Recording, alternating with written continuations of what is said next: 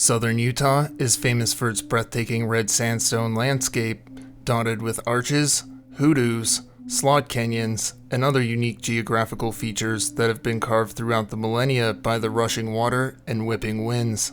This unique and striking landscape draws many tourists and hikers from throughout the world to southern Utah to hike, camp, and climb in the various national parks in the region. One such park is Zion National Park, located near Springdale, Utah, and it is known for its towering cliffs and deep canyons, offering a plethora of outdoor adventures for visitors of all skill levels. This includes not only hiking, but biking, rock climbing, and canyoneering as well, and the park has seen a large increase in visitors throughout the 2010s. Zion is also home to some of the most jaw-droppingly beautiful slot canyons in the world, and many visitors to the park find the opportunity to see such a marvel of nature irresistible. But like many of nature's most beautiful places and creatures, these breathtaking slot canyons can also be a place of great danger. On September 14th, 2014, a group of 7 friends with a shared love of hiking hailing from California that called themselves the Valencia Hiking Crew planned for a canyoneering excursion into one of Zion's many slot canyons, known as Keyhole Canyon. The group were all aged in their 50s and were experienced hikers, but only one of them had any previous canyoneering experience, so that morning, the other 6 members of the group started their day with a 5-hour introductory canyoneering course in preparation for their upcoming excursion into Keyhole Canyon. Since no commercial guides are permitted within Zion's boundaries, the group of 7 would need to be adequately prepared to safely navigate the slot canyons on their own. At around 7:40 a.m. that morning, the single member of the group that did have canyoneering experience, a man named Mark McKenzie, headed to the Zion Visitors Center to obtain a permit for the group. While at the Visitors Center, he was made aware of the weather forecast for the day. The forecast predicted a 40% chance of rain that day, which presented a moderate chance of flash flooding, particularly in the slot canyons. The ranger who gave Mackenzie his permit told him, "I wouldn't go today." However, as the morning advanced, unbeknownst to Mackenzie, this expected precipitation chance was upgraded to 50%, with the flash flood warning levels also being upgraded accordingly, with the risk going from moderate to probable. At around noon, the rest of the group had completed their canyoneering course, and they headed back to their campground, where many of the group sent photos and texts to loved ones back in California. And from the photos, it would have been impossible to tell that there might have been forecasted rain that day, as the skies were blue and cloudless. The group monitored the weather for a bit before deciding to check for an updated weather forecast on their phones before making a final determination whether to attempt the Keyhole excursion that day. Mackenzie checked the national weather forecast for the day on his phone, which was listed as dry, and since the skies were clear and sunny, the group decided that they were likely in the clear to go ahead and attempt their canyoneering adventure in Keyhole Canyon that afternoon.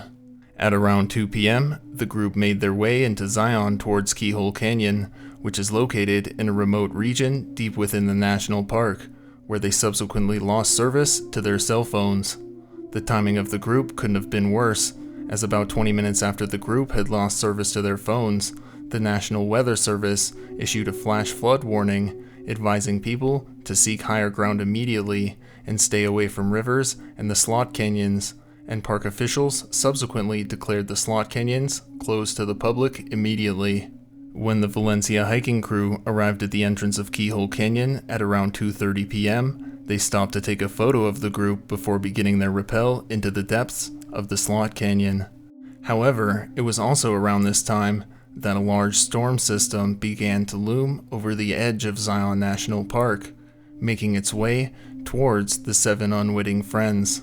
At around 4:15 p.m., a second group of canyoneers, 3 in number, that had arrived sometime after the Valencia Hiking Crew, came across the group as they were rappelling down one of the drop-offs and noted that they were taking a long time to do so, as they were seemingly reveling in the beauty of the canyons and the novelty of the experience.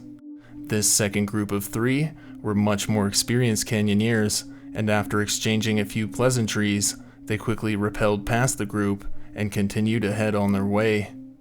However, in just a few short minutes after they crossed paths, the weather began to rapidly worsen as the storm had finally caught up to them. The leader of the three-person group, a man named Jim Clary, described the rapid shift in the weather conditions. "It came down hard, rain and hail. That's as fast as I've ever seen it change," he said. Realizing the imminent danger that they were in, the group of three scrambled towards the road near the end of the canyon and managed to escape before the now surging water in the canyon's creek rose to neck-deep levels. Knowing that the group of 7 were still inside the canyon, they rushed to the nearest ranger station, but due to the intensity of the storm, the rangers were already preoccupied dealing with road flooding and landslides causing blockages on the roads. In a statement released by park officials, they noted that after the storm had begun in the park, the flow of the Virgin River, which cuts through the park, had increased from a volume of 55 cubic feet of water per second to a volume of 2,630 cubic feet of water per second. Clary and his companions made their way to the ranger station at the entrance of the park, where the park officials took down the information about the group of 7 that had been potentially caught in Keyhole Canyon as it began to flood, and rangers soon made their way to the site to see if the group had escaped or if a potential rescue operation for them could be mounted. Upon arriving at the site, rangers found their vehicles still in the parking area, but observed no other traces of the missing hikers. Upon inspecting the canyon, rangers deemed that a rescue operation would be too dangerous at that time to undertake, so at 9 p.m., they left the site after leaving a note on the windshields of their cars that optimistically asked the group to check in with rangers when they exited the park. However, unsurprisingly, not a single member of the Lost Canyoneers had checked in with the rangers, and park officials knew that when Keyhole Canyon was safe to traverse once more, they would not be conducting search and rescue operations, but rather body recovery operations. The search for the Valencia hiking crew began the following morning on the 15th at 7 a.m. as searchers first walked along the rim of the canyon, calling out for the climbers, and were met with no response.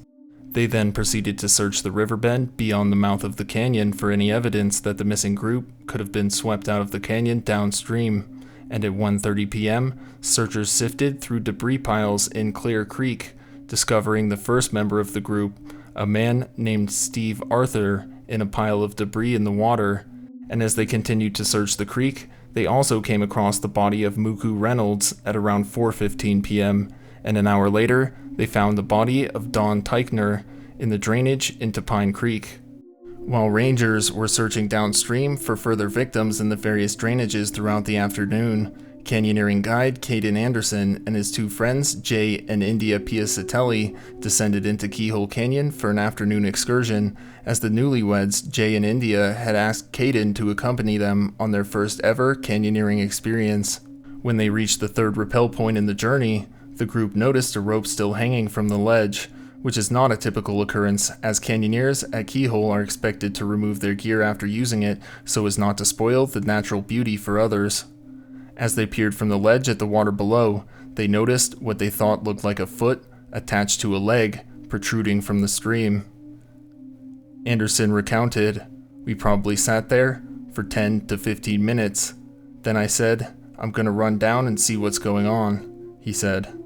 Upon reaching the bottom of the ledge, Anderson's worst fears were confirmed, as upon further inspection, he found the body of Gary Favela submerged in a muddy pool. On September 16th, park officials, contending with fluctuating weather conditions, brought in cadaver dogs to aid with the search, and subsequently discovered 2 more bodies in the Pine Creek drainage, some distance apart from one another, the bodies of Mark McKenzie and Robin Brum,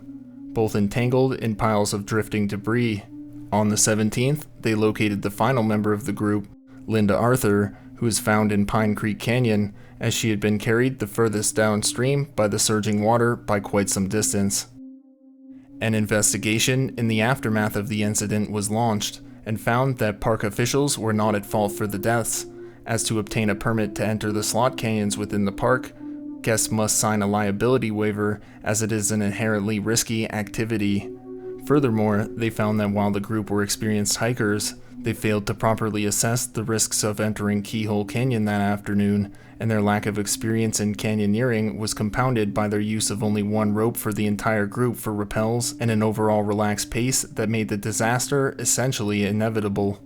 With the only escape routes from the canyon being located near the entrance where they had descended from, and at the end of the canyon where Jim Clary's group had escaped the torrent from, the group would have had to have completed all of the rappelling sections before they would have even had a chance to escape at all. According to Zion National Park's spokesperson, David Eaker, quote, "The flooding likely rushed over their heads in moments and carried them miles downstream. It would be just like a drain. It just funnels down in there very quickly, very fast."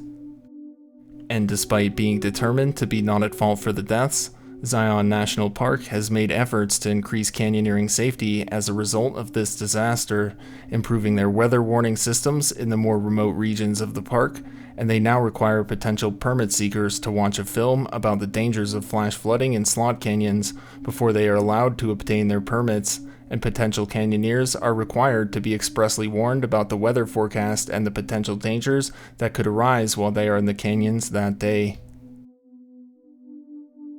Thank you all for watching.